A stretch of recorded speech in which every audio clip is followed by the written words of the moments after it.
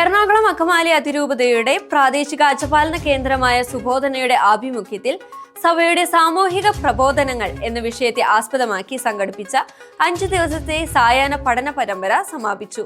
Father doctor Babu കളത്തിൽ ക്ലാസുകൾക്ക് നേതൃത്വം നൽകി.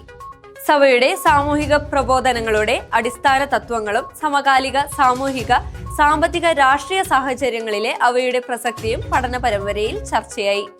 ക്ലാസുകൾക്ക് ശേഷം നടന്ന സംവാദങ്ങളും ചർച്ചകളും വിഷയത്തെ കൂടുതൽ ആഴത്തിൽ മനസ്സിലാക്കുവാൻ സഹായിച്ചു. വിവിധ ഇടവകളിൽ നിന്നുള്ള സന്യസ്തരും അൽമായരും പരിപാടിയിൽ പങ്കെടുത്തു.